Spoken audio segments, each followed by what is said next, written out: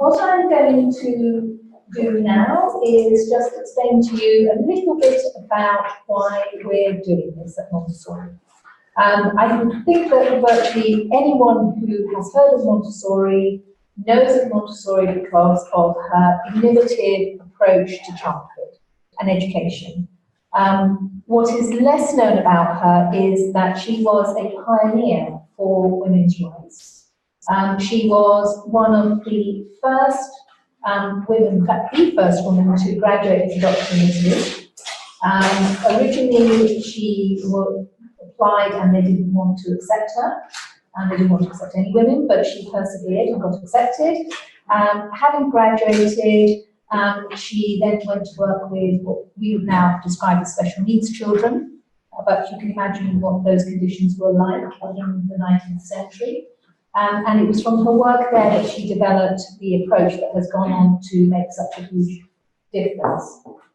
So, apart from that, however, she was a huge advocate for women's rights. She actually spoke at the first International Congress of Women's Rights in Berlin in 1896, and she advocated for equal pay. 100+ years later, we're still advocating for equal pay, so that's one thing she didn't do successfully. But having said that, it shows that she really had women's rights at the heart of what she did, and she believed that both boys and girls should learn how to do the activities of everyday living. If you've been having lunch in the room, you'll see that there are a number of activities, and I'm sure some of our Montessorians will explain in more detail what they are. But that meant things like cleaning and preparing the food and stuff. She did not differentiate at a time when there was a societal differentiation between female tasks and male tasks. She did not. So she was a real pioneer. So that's why we feel that it's really fitting that to celebrate International Women's Day, we host one of the panels here at Montessori Group headquarters.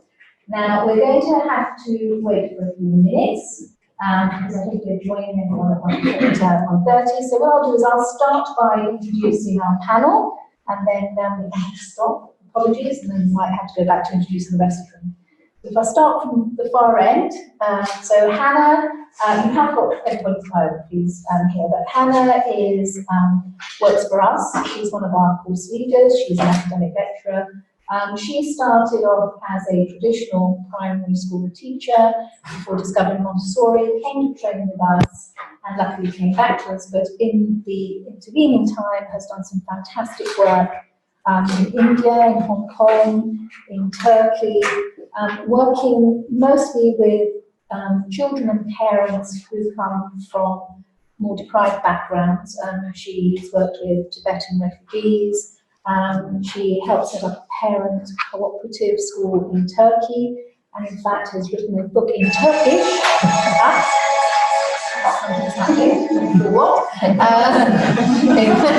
In Turkish about Montessori. That's not us. Okay, right. Karina is, well, she's like many of the women on this panel, a fantastic force of nature. So I've known Karina for a very long time. I've been very fortunate to know her for a very long time. She's also had an equally interesting and career both in journalism, in financial journalism, is very tied to the city. In fact, you're master of the international. Get it right. The worshipful company of international bankers. Yes. And you know what? To become master, it took me 3 years to master that mouthful. But yes, exactly. So, but Karina also runs a fantastic organisation called Robinson Hambro that provides board support and advice to CEOs and to chairs, and also finds board, fills board places. And we worked with her, and we're very grateful to be working for her because she's made a huge difference to our organisation, that's for sure. Barbara, if you're a Montessorian, I don't actually need to introduce Barbara, because Barbara is Montessori as far as everyone in the world is concerned. I think that I've given up counting how many people she's trained, because they are so many, but everywhere I go, I meet someone who's been trained by Barbara. We're very fortunate that Barbara works with us as our global ambassador, which is focusing very much on social impact at the moment. But her career has, I think you've been with us 35 years. Her career has been very varied. She's obviously a trained teacher, ran her own nursery for a number of years, has written books. And in fact, I told this story at the graduation ceremony when I first was looking to join Montessori, and I was doing my due diligence, and I went and met with a few people. Everyone kept saying to me, "Oh well, you know, Barbara Isaacs, you've got to read Barbara Isaacs' book." So I was delighted when I found out that actually she was on my team. That's brilliant. So that's Barbara. So Leslie, I've known because I'm actually Leslie's CEO of the Windsor Leadership Trust, and I've actually done 2 Windsor Leadership Trust programs, and that's how I first met her. That's a really interesting organisation. I think it was set up by Charles Handy. That's right. Prince Philip. Prince Philip was one of the founders. And it's all about leadership, and I've sort of, my staff have now gone on it as well. So you go and you spend time talking with peers, with a facilitator around leadership issues, all Chatham House rules. So it's a very safe space in order to sort of explore challenges and ask questions and learn. I'm still in touch with syndicate members or group members from the first time I did it. In fact, I met them last week, and still with the one in the group. And I think that's something that's really encouraged by the Leadership Trust. And also, as an alumni, I get to go to sort of breakfast meetings with sort of key people, key leaders, where again it's Chatham House rules and we can share information and experience. And that's a really helpful space for anyone who's in a leadership role to be able to sort of speak openly and be vulnerable, because that's not always what happens when you're in a leadership role. You can't show vulnerability, but thanks to the work of the Windsor Leadership Trust, we have a forum to do that. So that will be our panel. Now I'm going to look over to our tech people and ask, how are things going? Is looking at London and all of the other cities. They are also doing their introductions. Okay. We've got about 3 minutes. Okay, well that's great. So we're ahead of time. We're so efficient. We like that. We like that. That's brilliant. Okay. I think I have to say, I find it's when I was sort of approached about this, I thought, this is a huge logistical task to get panels across the world talking at the same time. It's a big achievement. So I think they've done, the team have done really, really well to get doing that. So hopefully, I know you will certainly hear a very interesting conversation in this room, and hopefully we will be able to hook up with everybody else. So if you can bear with us a few seconds. Do you want to put it up on the screen?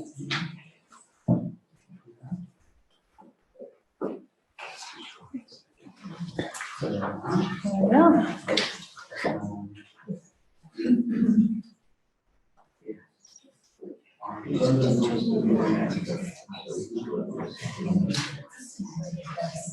Before we go around the 7 cities, let me just introduce you to, I think you can start with the Montessori here in London.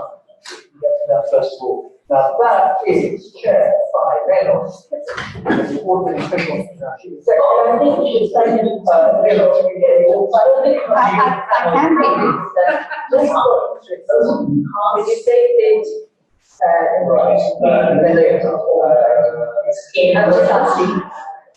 Is Chanda. Very Tom D. We wait until they take it. So it's like, okay, now we hold. Right at the beginning of the fundraising. That's it, it's live.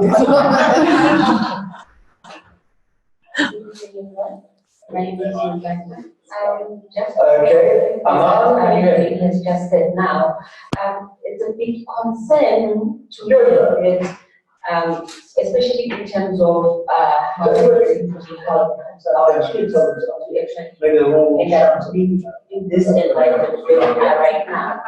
What that would is,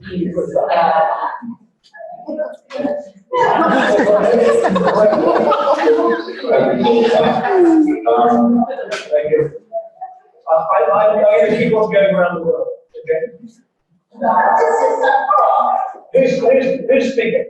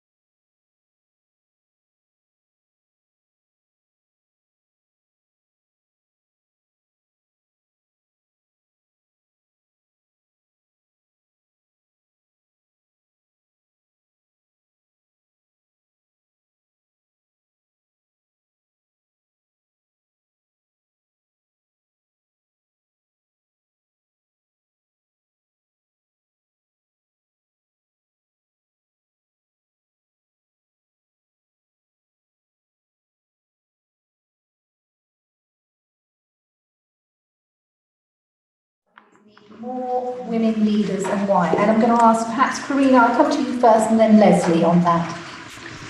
We definitely need more women leaders. I mean, there's the obvious point that 50% of the world's population is made up of females.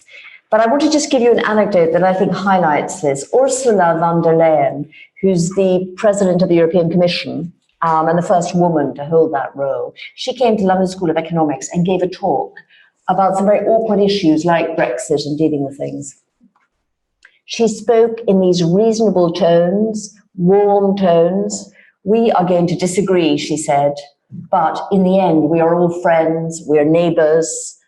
And it was such a different tone to one I have heard from any of the European Commission presidents, and there have been some very good ones, but it just changes the tone, it changes the mood, and it makes compromise more possible. Now, you know, having said that, who knows where the Brexit talks will go? But it made a huge difference, and I think women have a different style of leadership. Now, men have ruled the world for so long. They've done some good things and bad things, and Christine Lagarde always says, if Lehman Brothers had been Lehman Sisters, maybe we wouldn't have had the financial crisis. Well, I'm not sure that's right, but I think if we'd had Lehman Sisters and brothers, then maybe we wouldn't have. Thank you. Thank you. Now, Karina, I agree with everything you said, but I think it's actually a fascinating time for women in leadership, because I think the tide is finally beginning to turn. But what's a bit sad is that it actually takes almost anger, and you can see that in the States. Women were so angry with Trump that there's now more women in the Senate than there ever has been before. So I suppose some of the questions we have to ask ourselves is, now there is more opportunity, so the onus can be now on us to actually seize it, because we need to put away those social norms where women, we've always been very good at getting the job done. But what we haven't been good at is being politically savvy, sophisticated. We're not good at actually making ourselves our own career, because we lack perhaps the confidence, when men are very, very good at it. But I think in this environment where technology and AI is playing into our hands, in the sense of more flexible working, more opportunity, I think it's a really exciting time for women. Thank you. Okay, so the next question. I'm going to ask Barbara and Hannah to answer this, and that is, what progress has been achieved in the past years regarding women and leadership in the UK? And I think it would be interesting because we come from different generations and can look at it from a different perspective as well. Well, over the 50 years since I have come to England, I have certainly seen huge progress in women's leadership, and I can see that women take on more important roles, but I think that it is really important to help all young people, and particularly young children, to develop their own leadership style, because only when we nurture opportunities to be heard, to have a voice, to achieve and be recognized for what children have done well, will they grow in the confidence to be able to embrace the wider roles of leadership. I think it is really interesting that the current environmental campaign is led by girls. I think that girl power is very evident in that campaign, and maybe it tells us something about the power of teenage women that we should nurture. And I also think that giving opportunities to everybody within our environment to demonstrate their leadership possibilities, because we can all be leaders in one way or another. And I think that it is really important to value the skills in young children. Hannah. Thank you. I agree with a lot of what Barbara said. I think there's been a steady struggle from what I've seen. You see more women in politics, in leadership positions. I grew up in India, and I think in India, when women were in power, there was a lot more radical sensation around them. You heard about them a lot more. I think in the UK, it's become a little subdued and normal because women are more engaged in it. But I think that we really need those positive role models, people that don't bully, people that really represent female characteristics such as listening, communicating. And I think that what Barbara said, the rise of female advocates, especially amongst the youth, is really encouraging, because those are the voices of the future. And I think encouraging these females happens in education first. And I think empowered women need to empower women. Okay, thank you. Karina and Leslie, is there anything you wanted to add to that from any comments, additional comments? Yeah, I mean, so I'm going to come to, I think, Leslie and Hannah for this one, which is, where are the major challenges and where are the major opportunities for them? Well, I think the major challenges, which I touched on a bit earlier, I mean, well, there's the personal challenge, but there's obviously the organizational challenge. And I think the key for us to see real change in our organizations, and it's across all our sectors, whether you're working in a charity, working in the police, whether you're working in the corporate sector, there has to be a genuine buy-in from the board and the chief exec about really making a difference. Because if it isn't part of the DNA of any organization, and the charity sector is not an exemplar, sadly, in this area, and that's what's coming from me from talking from running a charity as well. It's really got to have that buy-in from everyone. And I do think, especially the corporate sector and the financial sector, there needs to be a lot more around making an equal playing field. So it's actually being proactive around promotions. It's looking at making sure there is equality. It's actually having those, as Hannah, you mentioned, those visible female leadership. It's about having mentors, coaching, networking, and making sure that you're actually creating the right culture in order to let women thrive. So there's not a lot more that needs to be done on the organizational level. And there's a lot more that we as women, which we might come to later, need to look at how we take advantage of it too.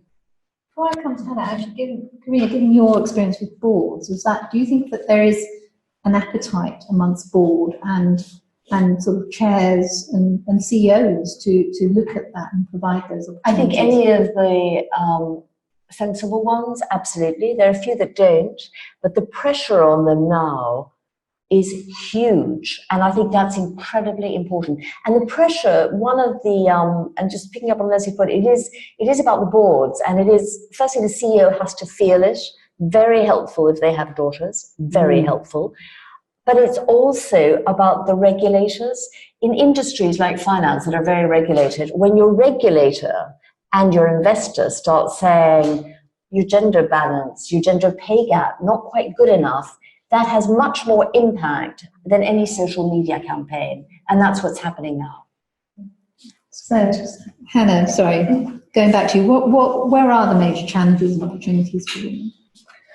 Well, I'm an intersectional feminist, so I recognize that as a white woman, I have a lot more privileges than many other women. And I think we need to consider, when we're thinking about the challenges with women, we also need to think about race and class and sexual orientation and trans women, and how religious barriers could prohibit equality. And I think in being an ally and being women that are supporting those women, we need to really consider that privilege. I think patriarchy is still existing, and it's a system of oppression that's here, but the opportunities lie in the skills that we have, that idea of collaboration, that idea of compassion. I think compassion is a strength that women have instead of a weakness, and I think we need to highlight that compassion. And for me, as always, it comes back to the children. I think that is where the opportunities will happen. The children of the future is in the classrooms we're making a difference today. Those are where we're going to see the women rise up from the classrooms. So we need to make sure that there's equality there, and we're talking about these issues and introducing these issues to young children. Thank you. Okay, so I'm going to go on to the next question. I'm going to ask perhaps Karina first and then Barbara to answer this one. So you must have come across these people. Who are the real change makers? What have they done? How have they made change? And what can we all learn from them? So perhaps, Karina, if you want to start with that. There's something called the 30% Club, which was set up 10 years ago. And it was seeking to have the boards of major companies have 30% women on them. Now, 10 years ago, one forgets, but 10 years ago, that was revolutionary. People thought they were sort of extreme feminists.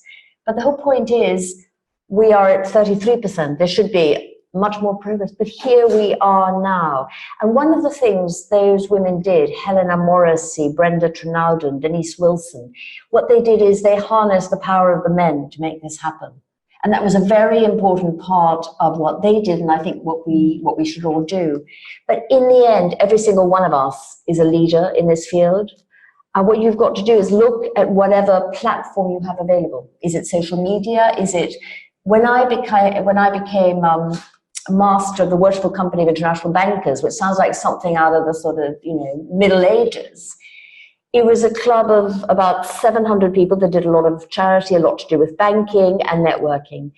But that's a platform for change, and we've changed it hugely. 38% of those applying now are young, 30% increase in the women applying. Everywhere, everything you're involved in, you as women out there, and you as men out there, can be changed for the better. Barbara.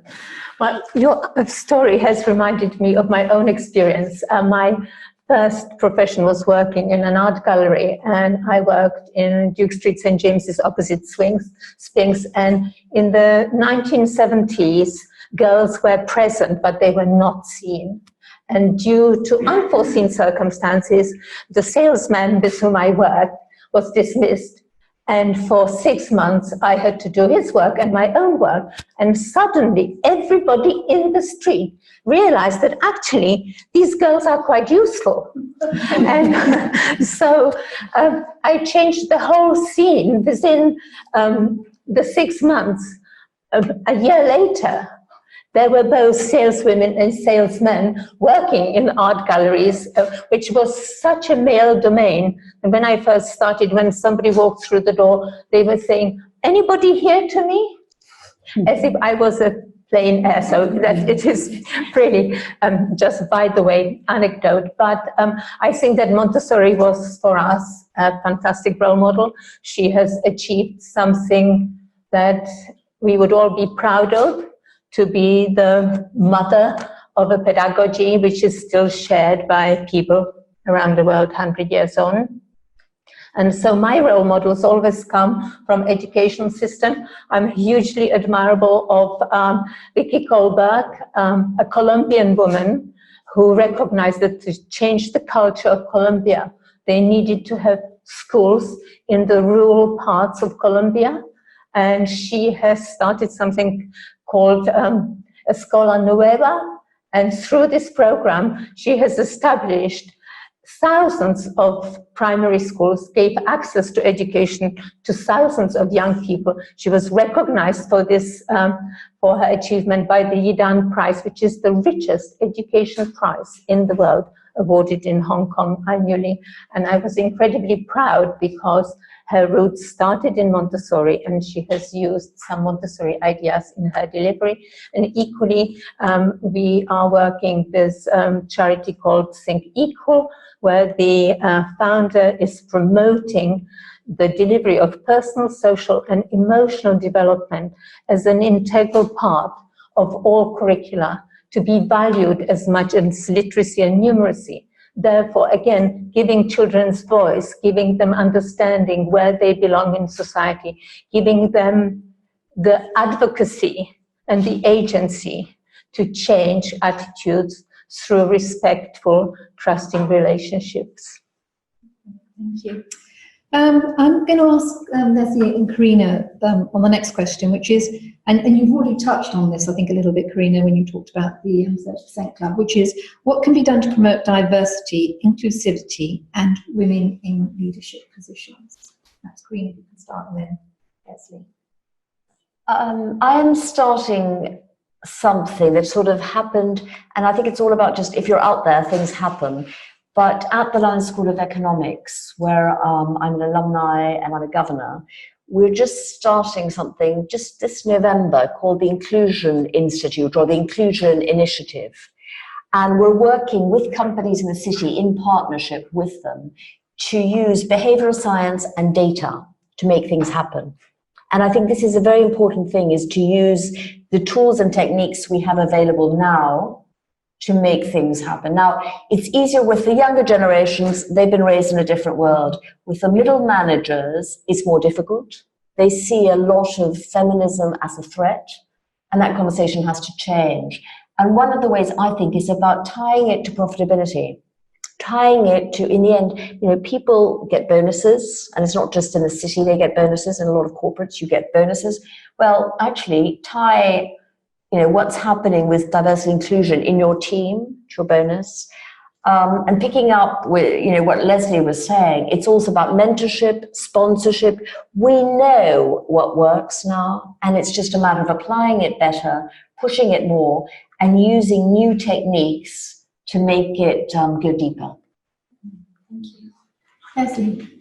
Yeah, now I was just thinking, reflecting as you were talking, it's so interesting too, because just to tie in with your boards, we've done very well in the 30% Club, but we're not doing so well in building the pipeline.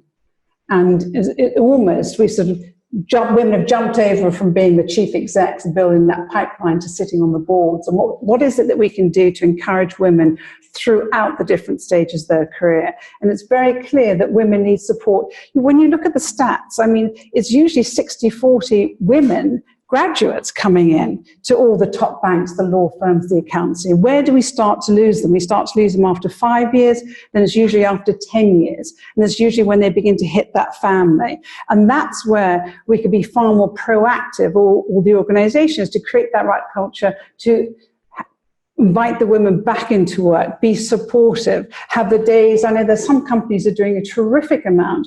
And I was talking to, I think, the global HR director of Unilever, who's actually developed algorithms. So he actually knows a year or two which women he needs to target before they make the decision to leave, which I think is absolutely fascinating to begin to see the impact of AI and the algorithm in terms of people and human beings. And I think there's some really interesting work being done, but it's needing that organizational buy-in, which I think is absolutely fundamental. But in a funny way, I think I'm less worried about women, because I just think it's almost just one, to me, it's just one more generation. Hannah, I'm not sure it's just that we have to rely on the junior kids, because I look at my daughters through sort of late teens, early 20s. What I love about that generation, they don't see colour, they don't see race, they don't see gender, they don't see sexism, they don't see, there's no religious, they see an equal playing field, which is so refreshing coming from sort of my era. And also, I think for women, the potential now, that so many women I know and talk to or mentor are looking at the corporate career saying, it's not for me, they're becoming entrepreneurs. The huge number of women entrepreneurs, I think, is outpacing the number of male entrepreneurs. So my sense is we've probably just got one more generation to shift of that sort of, I shouldn't say it's stale, male and pale, just to shift that, I should say more the conservative thinking, to shift before I think there could be a huge explosion. But I'm very positive. It's been here. Actually, I'm going to bring in Barbara to this, because I think, Barbara, this sort of ties in with actually our experience here of a number of our students being career changers. Do you want to sort of... Yes, certainly. Initially, when I started working in a Montessori teacher training, we fundamentally had school leavers, people who have come after their A-levels to learn to be Montessori teachers.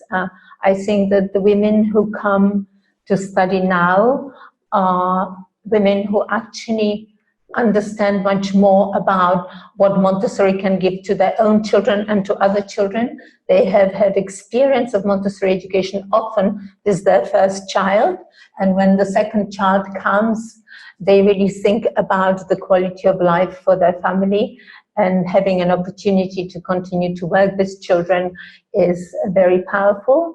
But we also find that the students today are much more aware of the important messages apart from education, which Montessori has given us, and that's the message of collaboration, message of peace, working towards change in the world. She believed passionately that it's only through education that we can change the world. And our students at the moment often talk about wanting to make change, to children wanting to make change in the world. We are getting deeply involved in the strategic goals, UN strategic goals, in order to share it with students and link it with Montessori's idea of cosmic education, because we believe that we can take the Montessori message beyond her own writing. We can take it into the public arena. We can speak through a universal voice of the United Nations and of children and young people today. And I agree that young people of today who are in their 20s, 30s approach life in a very different way to certainly my life. Before I go on to the next question, I just wanted to pick up on the point that I think, Leslie, you made about sort of women losing women at a certain stage, and that brings in the need for good quality childcare. And Hannah, sorry, can I bring you in on that, and sort of perhaps you can talk a little bit about, you know, actually why childcare is a feminist issue? Well, obviously, childcare has a large percentage of females. 98% of practitioners are female, but unfortunately, it's not considered a professional profession. It's considered one of babysitting or caretaking. But that idea of really empowering women to be able to go into the workforce. Children need a place to go that's safe and secure, and that's what we kind of create. But we need to still consider those people important contributors to society, because women wouldn't be able to go back to work if they didn't have a quality, safe place for children to go. So. And perhaps to add to it, that when Montessori first started her first nursery, she was very aware of the working mums.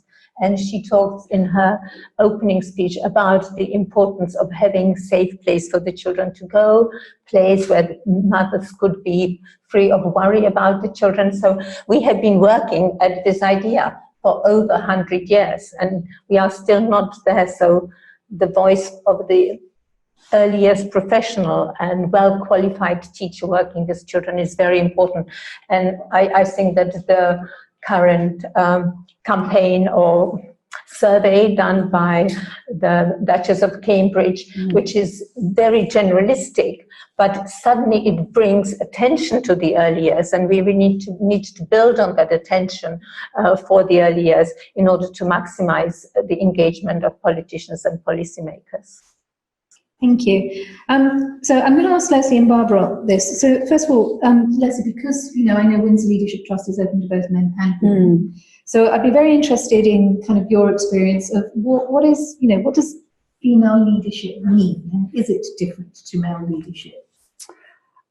I mean, if you put it in a simplistic way, but I think because the world has changed, I think the leadership style is changing, but the male leadership is very much the autocratic, command and control, target orientated, whereas the female leadership is the much more consensual, more emotionally intelligent, holistic. We're all used to juggling a million things at once, so we're much better at keeping all the plates spinning. But I think it's far more complex than that, because I think in this environment, successful leaders are going to be the ones that really can deal with the complexity and change. And I think for me, there's 4 characteristics which aren't male or aren't female, because there are leaders and those are leads. And for me, they are being authentic, leaders who are authentic, which to me is a mixture of self-awareness and courage, shows huge humility and are not frightened of taking risks. And I think this is an issue actually for women, because we're not brought up to take risks, because there's a huge fear of failure. And I know it's a stereotype, but you were the good girl, you did well at school, and getting anything wrong was terrifying. Whereas when you think about it, most boys from a very early age have always heard no. Little girls have. Whereas for us growing up as women, to hear no or you failed is huge. So the first time you get into work and actually fail at something is terrifying. But you don't put your head over the parapet, you're not going to be shot down. But guys are being shot down every day. They ask 10 girls out, and one might say yes, but all the others have said no. So they used to be saying no to. So it's really, I think women have to tackle that fear bit, being pushed out of their comfort zone, having the confidence of pushing themselves forward. So it's more complex than the male and female, but I think the emotional intelligence and the consensual is now being a lot more accepted as the new type of leadership, which is going to do well in this next era. So Barbara, I'd be particularly interested in do we see sort of male and female leadership differently at an early age? Do young boys and young girls tackle leadership in different ways? They just play in a different way.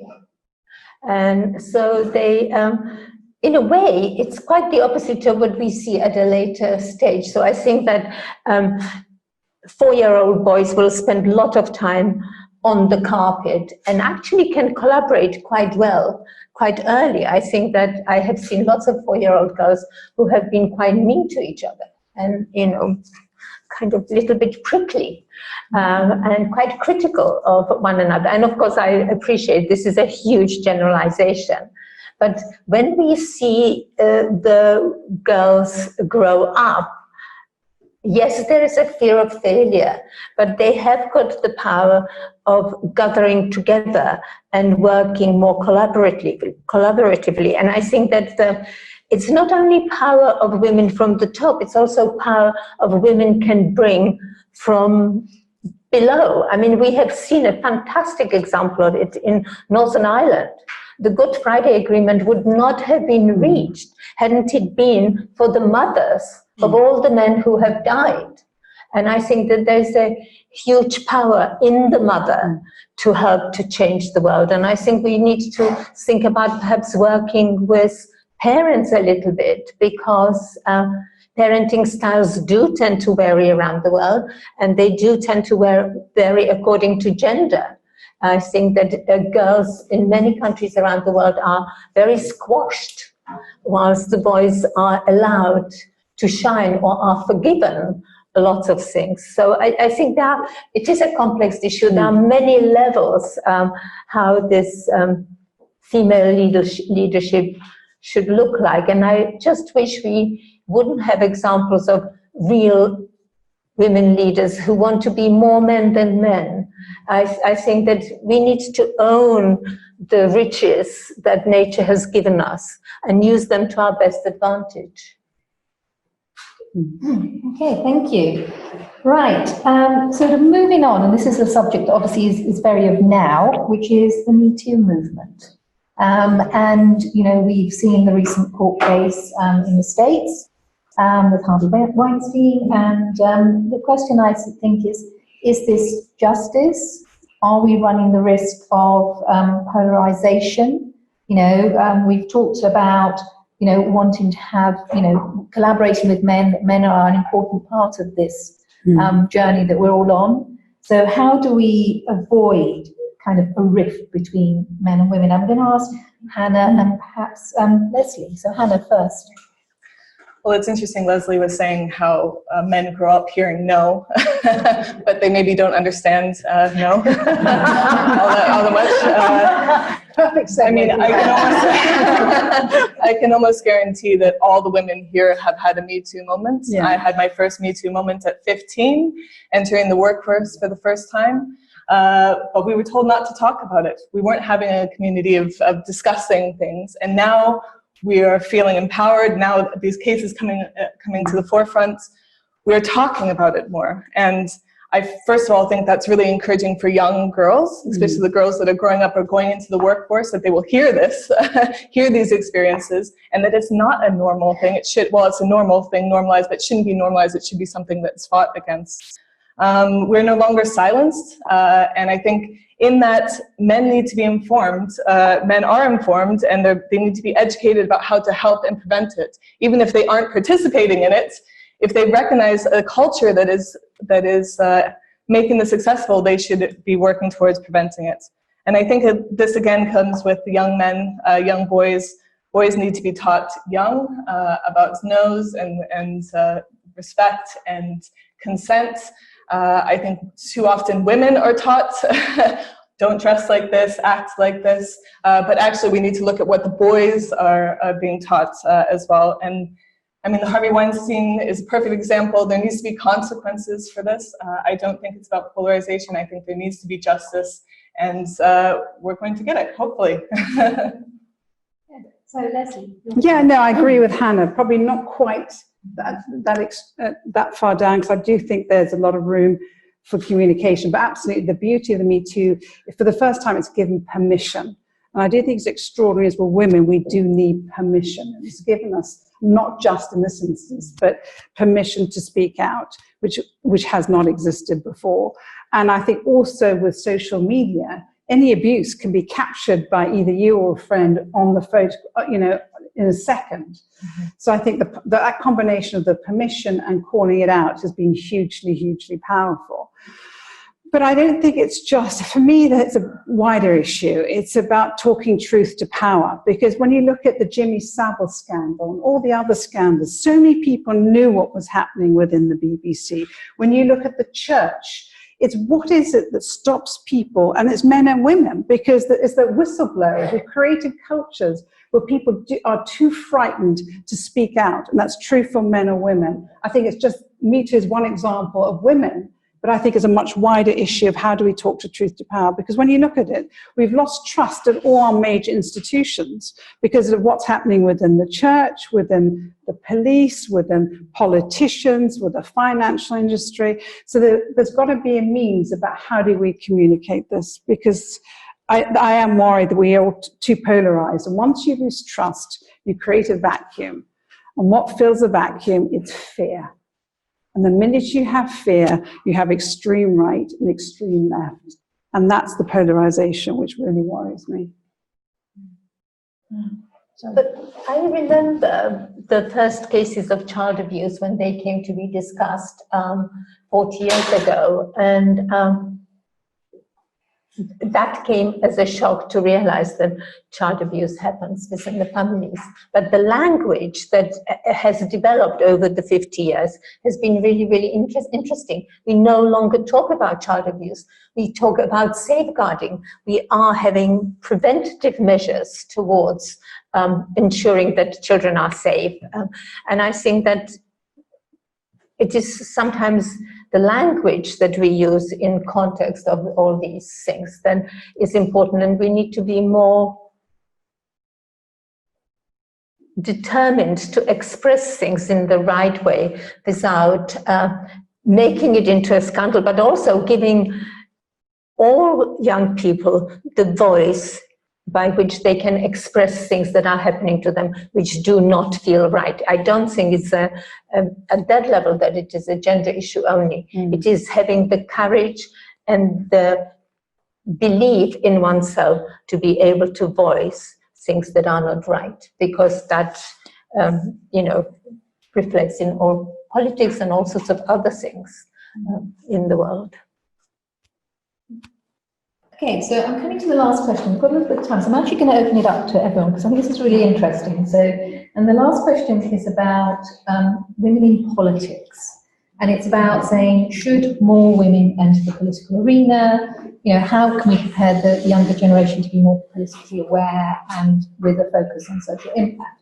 And I'll tell you why I think this is really interesting, because on my way into work, I was listening to the radio, and there was question being asked about Preeti Patel and the civil servant that her civil servant who resigned on camera at the weekend. And so there was obviously a debate going on with lots of different voices about, what was her management style, with some people saying, well, it's because she's a woman, if she was a man, perhaps he wouldn't have been so upset about it, and others saying, no, this is terrible. So without necessarily getting into sort of the details or the rights and wrongs of that, I think it was a really interesting conversation, because it made me think, would I as a woman want to enter, politics and be sort of, criticised no matter what I do, whether it's right or wrong? Not to say that we don't get things wrong, because we all do as leaders.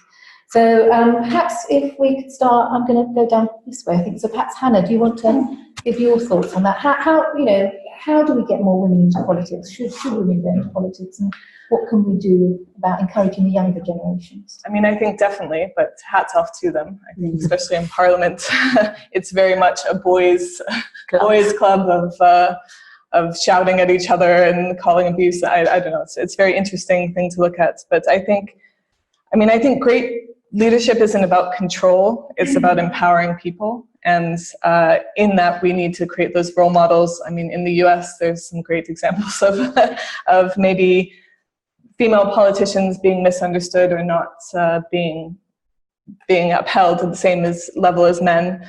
I think, again, the answers come in our youth. Montessori believed that children were agents of change.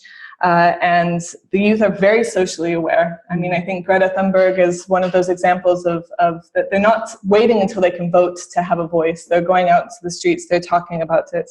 And I think this starts in education. And I think that idea of social impact and making a difference, we need to really encourage women to give them the power, to give them the focus to be able to say that you can be something, you can make a difference. And it's women that will go out and actually do it, I believe. So, yeah. What's your thoughts? I mean, I hate the fact that for politicians, it's a nightmare in terms of social media. If you think of Nikki Morgan, other women are saying, as a man, you keep on getting things about I'm going to kill you tomorrow, etc. As a woman, you get I'm going to kill you, and then I'm going to rape you and your children. And that is very, very difficult for any woman to take. And I don't know whether at some point there will be some controls around this. I think that has to happen. But I do know that we need more female politicians. It's not as though one can say, well, actually, let's just do the corporates, let's just do education, let's just do advertising. We need more female politicians. I have a son, and if my dead body, do I want him to go into politics because of that abuse? And if I had a daughter, it would be the same. But this is totally the wrong attitude, so please don't share that attitude with your children, because we do need those women.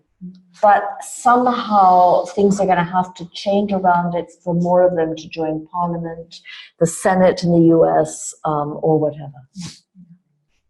So can I just say, because it's very interesting, because so Karina, like me, has a Spanish background, and it was very interesting that the previous government had a lot of Spanish women in Parliament. They sort of obviously there was something that was going on that encouraged them. There's been, actually, and this is quite interesting in that how different societies work, because in Spain, politics and government was something where they started having change much before the corporate sector. So you start having the role models, you start having that whole rolling happening around women. And that is partly why in the end now, there was, I think it was half the cabinet was female, if not more than half. And it was seen as quite normal in that area. If on the other hand, you'd seen a board, more than half of women, that would have slightly, in Spain, shocked you. Well, here it's really the other way around. And how we can incorporate some of those learnings, Leonor, in the UK would be very interesting. I also think it's about the language we use. So when people win election, it is about winning rather than being selected to serve. And when in fact most politicians, most young people go into politics because they want to serve the wider community.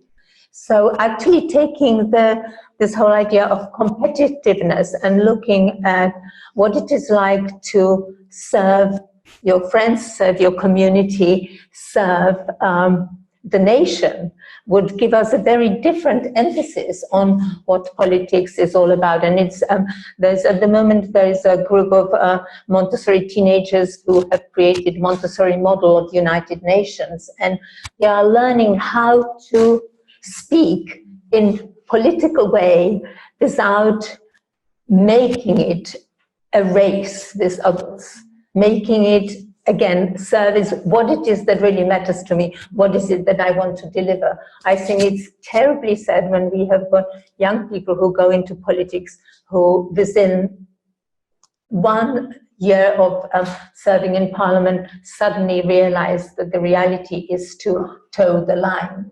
It's about, again, having courage, being outspoken, believing in the things that are important. That's only possible if we are really confident as human beings in what our role is in society. Yeah, Barbara, I agree with you. That whole concept of servant leadership, interestingly, is coming back. People and organizations are looking at what's my purpose. And it has to be a greater purpose than the individual, but sadly, you don't see that in Parliament anymore. I mean, most people enter Parliament because they want to change society, but somewhere along the line, it gets more into, it's about staying in power, the sake of power and being elected. Yes. So we don't look at all the systemic issues, many of which should be cross-party. Absolutely, we need more women in Parliament. And sadly, I don't think we're going to see cultural changes until we reach that tipping point. And in most organizations, I think we say it's 30% sort of women creates that tipping point. But I actually think in Parliament, it's going to have to be almost 50% before you actually really see that cultural change. But I think social media has got a lot to answer for. I think the targeting of women and the abuse is horrific. And as well as, what does Theresa May win for? Her kitten heels. The association of Maggie Thatcher and her handbag. It's shifting all those perceptions as well, which I think is really important. So I'm going to ask each of you, what is the one thing that could change to make that happen, Hannah? To make more women. To get more women, to get that 50% of women. I think it's about, again, realizing the voice the voice of women and listening to the voice of women and being encouraged for women to speak up. I think that that's the most important part. Karina, what would you say? Leonor, that's an impossible question. But given that, just a little anecdote. When I left university, and if anybody said to me, quotas, what do you think about quotas? I would have said, absolutely not. We can all get there on our own merit. And then when I was, let's say, 35, I would have said, well, no, I don't think it's a good idea, but maybe targets. And now that I'm 56, I say, my God, quotas, yes, bring them on. And I think if you look at the Conservatives, David Cameron, and having lists of women and saying we actually need to get there is the only way things are going to change. So I would actually say regulation. Well, I support what Hannah said, but I also believe that the conditions need to be made right for women to work. And yes, it has improved with working at home, it has improved with part-time work, but has it really changed that fundamentally? Is there really shared work of the mother and the father in the home? And having been brought up in Eastern Europe, because out of necessity the women worked and had to work. There's this in the Czech Republic, you could not work. If you didn't work, the local authority would come and say to you, you haven't got a job, therefore you have to do this job. So the sharing of work together between husband and wife is a very good beginning to give model to the children in the family that in fact it is each person has got something to contribute. And I think that way, that would be a very positive start. Because certainly going to South America and in Eastern Europe, I don't see the same attitude to the role of the mother and the wife as I see in England. Leslie, the one thing. The one thing I think, building on Hannah's point, rather than just having the one voice, which is important, adds lots of voices. I think it's creating that network of encouraging women to have a voice and knowing that you've got, because being on the top or being a politician is bloody lonely. It really is. And if you don't have that network of women who can support you, then I think it becomes incredibly different. So lots of voices. Thank you. Okay, well, thank you very much. Can I just ask you to thank our panel, please?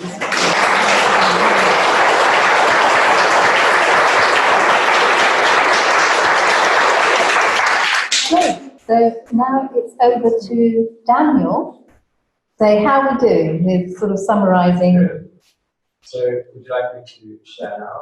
Yeah. I'm going to be sharing as well on the group for the world conversation. To start, so we talked to do we need more women on our women leaders and why? So the very first point being yes, 50% of our population are female. So that in its own right has to be addressed. But when we see females, women getting into positions of power, we see different leadership styles. So from reasoned and warm tones to Ursula von der Leyen, we actually understand that there's a different way to do things, maybe a more effective way, because there's methods of collaboration we talk about. But there's also reasons to debate. It's saying it as it is. But to allow women to get into these positions, we need to encourage from an early position and early education. So where many women are being set up to be the perfect individual, where many boys are allowed to sort of run riot, to be faced with no. Often failure only comes when you join the workforce for the first time. So there's a structural view to this, where we have early education, where you're allowed to fail, you're allowed to get things wrong, but also in the public conversation, where the idea of being a perfect little girl has changed because it's a perfect person. And so this is looking, again, when we go to the business world, where there's such a drop-off, because we're seeing 60%, almost 60-40 splits of people coming into the working corporate world.